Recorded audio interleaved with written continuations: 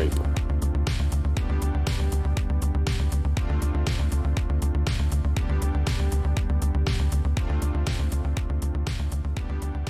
Right, here we go. Happy Monday. I'm Doug Draper, and with me is my host, Pete Mento, and this is Global Trade This Week. We're excited to have you guys back. And of course, this thing wouldn't be powered without our good friends at CAP Logistics. Reach out to those folks at caplogistics.com. As we've said before, the cool thing about this show is it's always forward thinking. We talk a little international trade, a little transportation, sprinkle in some economics, but we're always looking forward. We're not talking about what happened in the past. So with that, I know, Pete, not to use an REO Speedwagon reference, but you got to ride the storm out, my friend. I know you got to go down and do some travel, and you got a foot of snow heading your way. We'll try to get things rocking and rolling here today. REO Speedwagon, man.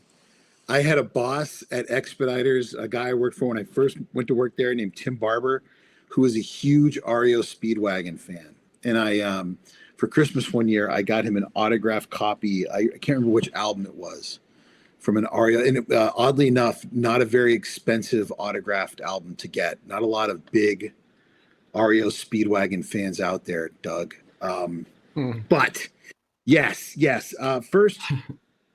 First topic this week. I've been watching this one very closely. Been a lot of chattering about it. Last week, our new president met with the CEOs of the numerous passenger aircraft companies, all the airlines, to discuss the rumors of a possible domestic travel ban. And we've been hearing a lot about this, and it terrifies people in transportation.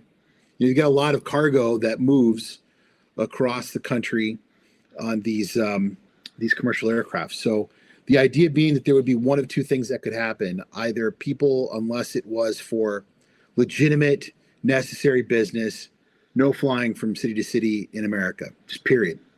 And then the other thing would be that if you wanted to go from one city to another, they were going to require a negative COVID test.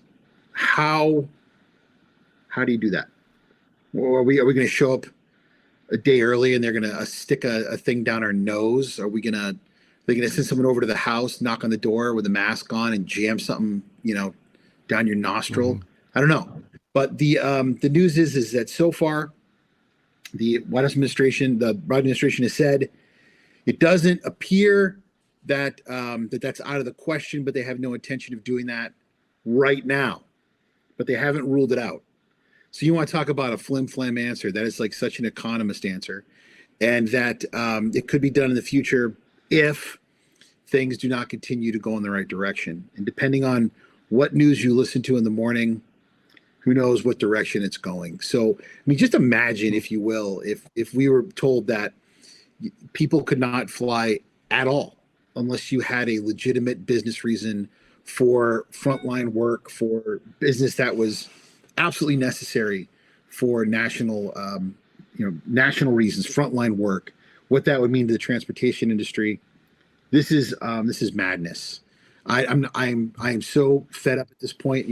I was supposed to be in New Orleans right now. Tomorrow is Fat Tuesday. This last weekend I was supposed to be at Endymion. They tell me I got to wear 2 masks. I can't go to New Orleans for Mardi Gras. Another baseball season probably without being able to go to the Red Sox. I had it, Doug, and now they're saying I can't fly from city to city. I'm going to turn green and start breaking stuff. I'm losing it. I'm absolutely losing it. And now this part is going to make me snap, Doug. So I don't know. What do you think? A domestic travel ban. Do you think that American business and the American public would stand for this, being told no flying from state to state, no driving from state to state, stay home, eat your cream corn and your ramen noodles, watch Netflix, and get fat? What are they going to do if that were to happen? Never going to happen. Not your reaction there, my friend, as far as missing out things that you have traditions with, baseball, Mardi Gras. No way. Not in America. I hate to be that stupid American and not on my yard, so to speak, but that's not going to work, right? I think most people would say, listen, why don't you focus on continued deployment of the vaccine? I'm cool, meaning the American people, I think, are used to wearing masks. If you want to do 2 masks, that's fine. But I think you need to stay the course on the things that the government's been preaching to help stop the spread. Continue to underscore that and get the vaccine out. You're not going to prevent somebody from taking their family to Disney. If you don't let them fly, they're going to drive. And what are you going to do? Have checkpoints when you cross the state? I mean, it's just, it's unrealistic. Now, international travel, Pete, possibly, I think that, but we're too far along the process. We're getting closer and closer. It's not happening next week, but I think, 6 months out, we're going to be in a good position. I just think that's unrealistic. And your response, I think, is evidence of that. So, no, yeah, please don't. I'm losing it. I'm losing it. Yeah. All right, man. So hit me up. What's your first topic this week? I've read them. I love them. Yeah. So go ahead and uncork this one. We got lots of intrigue this week. Well, this one, hold on, Pete. I'm gonna see if I can get this thing dialed in. If not, I'm gonna scrap it. So hold on one second. Pete, that is an alarm that I'm sounding one final time about. Well, first of all, could you hear that? Okay, that's the most important. Yeah. Yeah, I could hear it. Okay. That is an alarm, right? We've talked about the supply chain and how crazy it is with the vessels off the coast of California and things. But here's a new twist, and that alarm, and I'm looking right in the camera at the fellow Americans, is that this is not going to improve anytime soon. We've talked about it. I'm not going to regurgitate all the things that you've seen, but there's 3 things, Pete, that are going to screw things up even more than what we've talked about. Number one, is I think you maybe mentioned this, I'm not sure, but the largest human migration is happening right now related to Chinese New Year. And you have millions of workers that are leaving town and heading to see their family.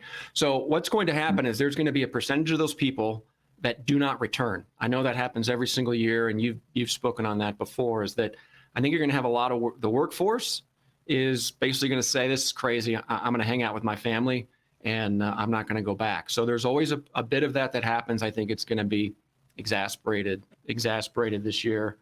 The other thing that comes up that nobody's really talked about is our fruit season, right? I think your times at C.H. Robinson and a lot of the trucking companies that get into food, but fruit season, which is California, i.e. huge ports, Texas, and Florida, that's going to pop here in about a month and a half. And then you're going to have truckers in these markets that are going to say, who's going to pay me the most money to do what I need to do? So you're going to have the fruit season, which is going to exacerbate.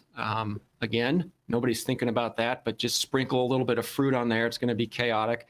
And then the third thing, if it ever happens, is the second relief program, where you're going to, drop a whole lot of money directly to the average Joe out there. The amount and the date is still TBD, but you throw in a workforce over in China that's not going to return to some degree. You sprinkle in fruit season, and people need to eat, so that's not going away.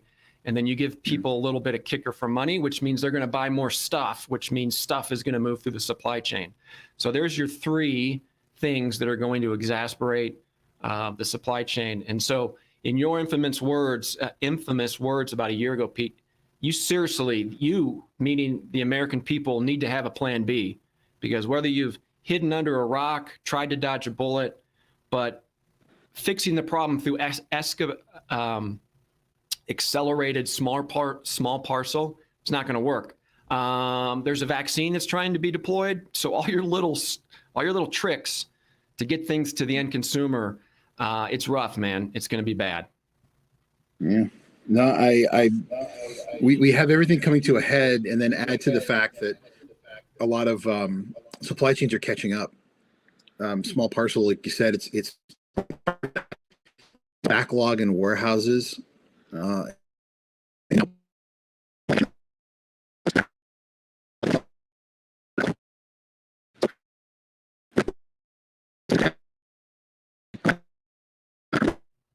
UPL Logistics.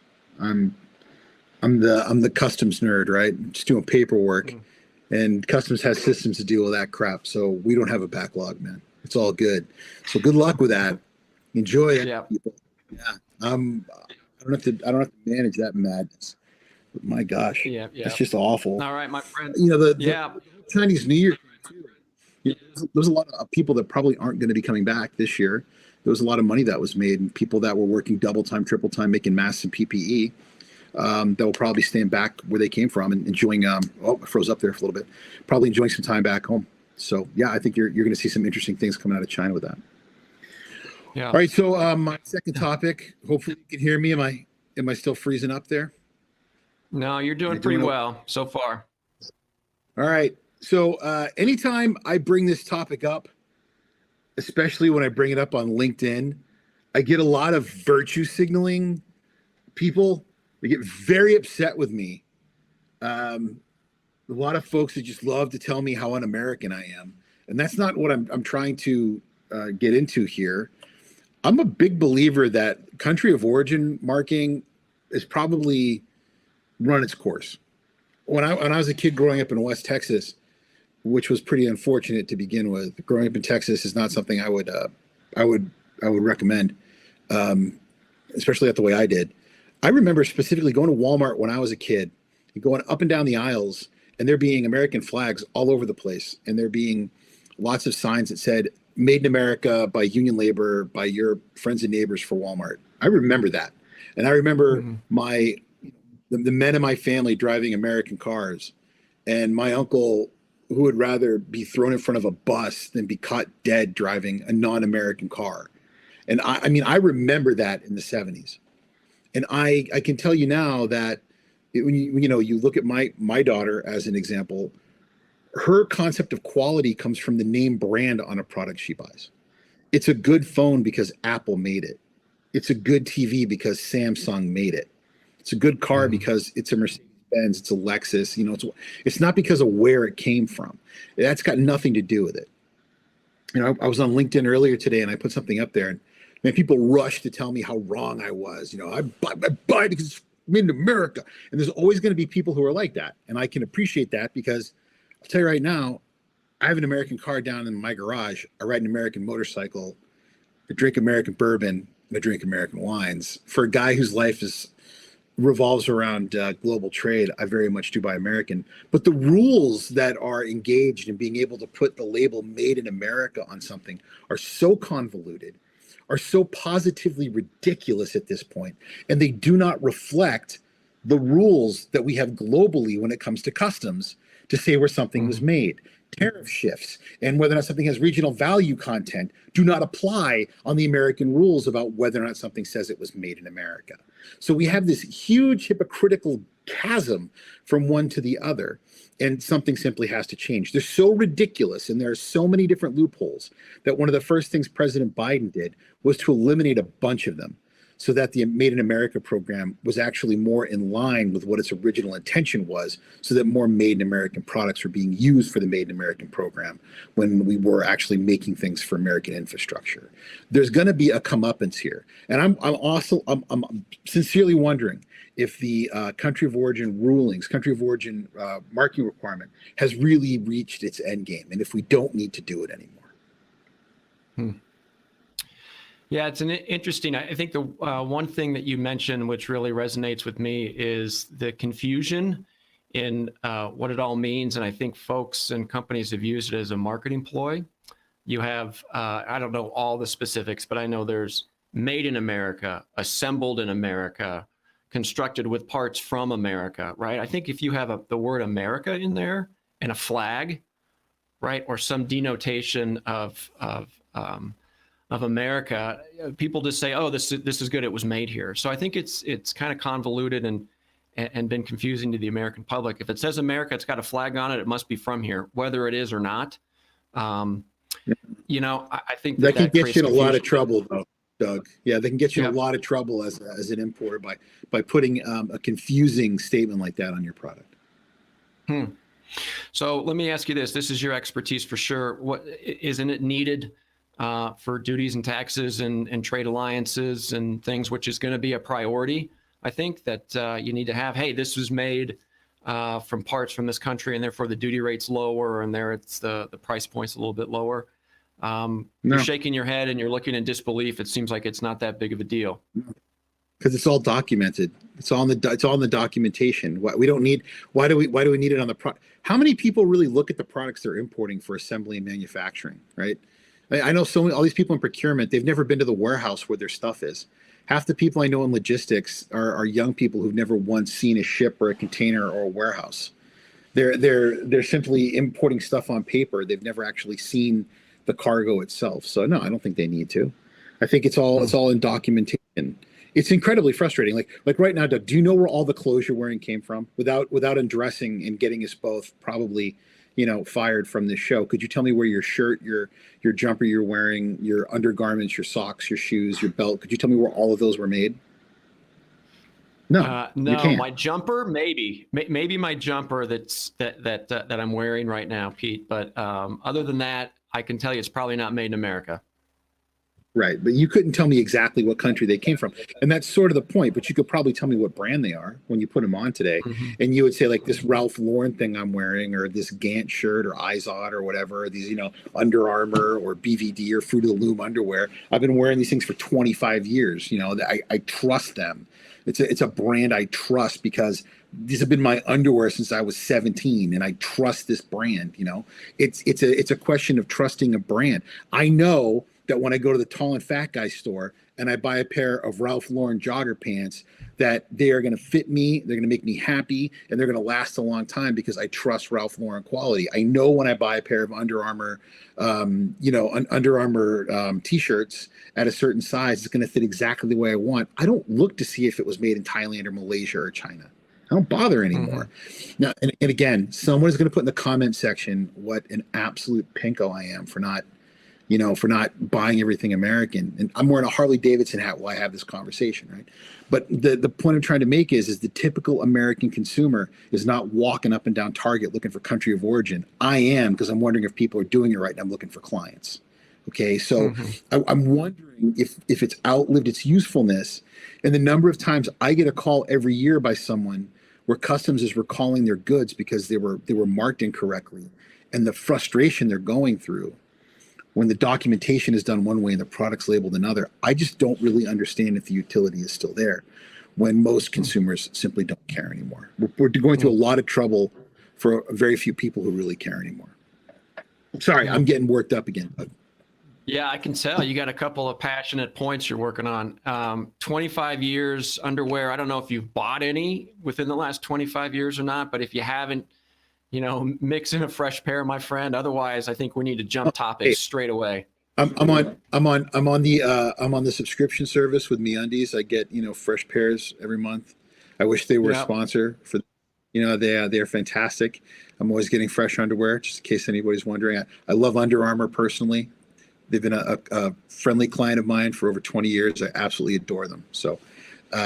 Get the Under Armour. Dickey's Barbecue. We mentioned them, right? I think Under Armour should send us some free stuff too, while we're on it. There you go. Okay, so topic number 4. Nice. If the first 3 didn't get us in trouble talking about stuff and me getting all fired up, this one's going to get me all kinds of fired up, Doug. So you go ahead. You go ahead and kick off. Wow.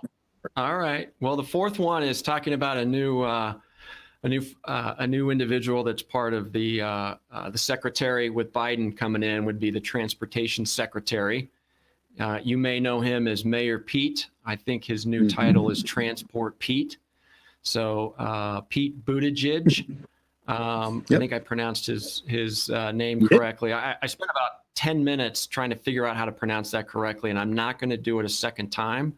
So we're just going to refer to him as Transportation Pete. But I don't know. I think it's more of a political play. I think that he is designed and going to be propped up as the new wave of the Democratic Party.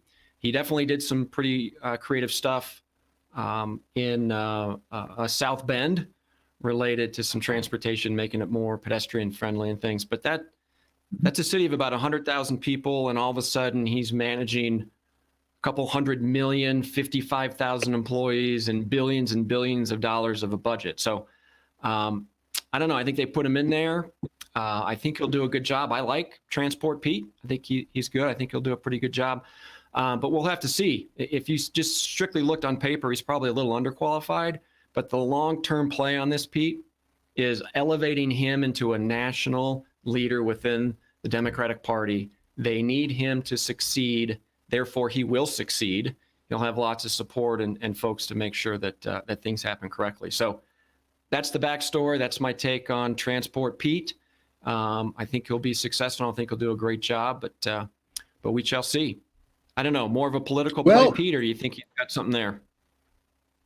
Yeah, I know. I'm all kinds of angry about this one. So his predecessor was an incredibly capable woman named Elaine Chao, who has had 2 postings in cabinets. She was an absolutely incredible Secretary of Transportation. Did a great job. And not only that, but she did everything that was asked of her. If you look at her track record over these past 4 years, she accomplished a great deal. She did it under a lot of duress. People don't realize just how much work a Secretary of Transportation has to do. It's not very sexy to try to get bills passed to increase infrastructure.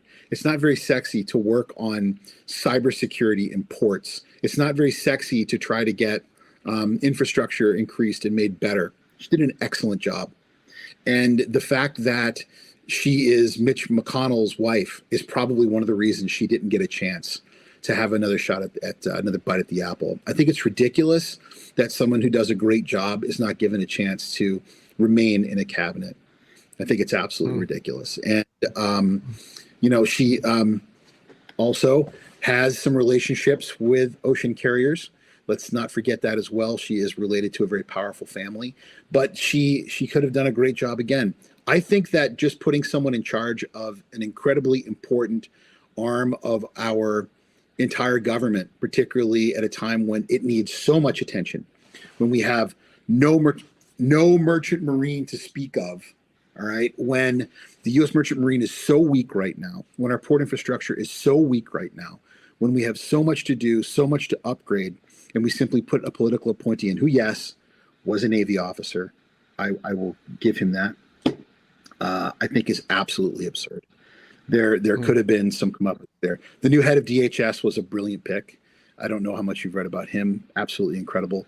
There's a lot of great things to be said about the new cabinet that Mr. Biden is putting together. But I think this was a swing and a miss for all the reasons you said. It was a political appointee that I think in the long term is going to be overlooked and instead is going to be a placekeeper where a lot of wonderful things could have been done in the next 4 years. And instead, we're just going to see somebody with their finger on a button not doing a whole lot, when instead a lot of great things could have been done to deal with infrastructure and increasing what we need right now in this country, which is a stronger merchant marine, building up infrastructure, fixing bridges, getting more engaged on things like rail transportation, starting to look at things like Hyperloop, all those things that we talk about all the time.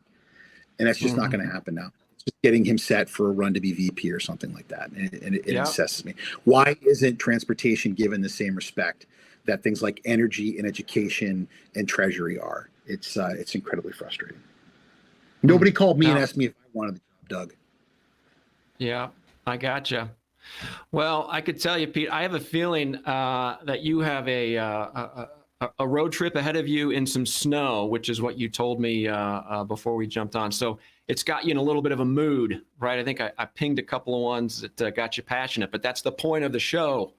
So that's good. No, Doug said I haven't had a carb in like 48 days, man. I've been sober since like December 30th. It's Mardi Gras right now, and I'm not there. New Orleans is essentially closed down to fun, and I don't drink during Lent, so I'll be going another. What is it this year? I think it's like 58 days Lent is without drinking. Diet's going well, but man, it's miserable not having. Not eating pizza and drinking beer and living my life. But how's being present going? How's your being present New Year's resolution going? Yeah, it's going well. I appreciate you asking. And last week you wanted to know if I had anything planned for Valentine's Day, and I said, well, I guess I do now, right? And so I wanted everybody to know that had a phenomenal Valentine's Day. Went cross country skiing up in the mountains, 6 inches of new snow. It's beautiful, and we actually stumbled across a moose in our trails, and we hightailed it and got the hell out of there. So turned out to be a pretty dangerous, great weekend. Yeah, coming across. I hear they don't see very well, so if the shit goes down, you can just duck behind a tree. But it's pretty wild when you're sitting there looking at a moose and you're 20 yards away. It seems like a long way, but when you're looking right down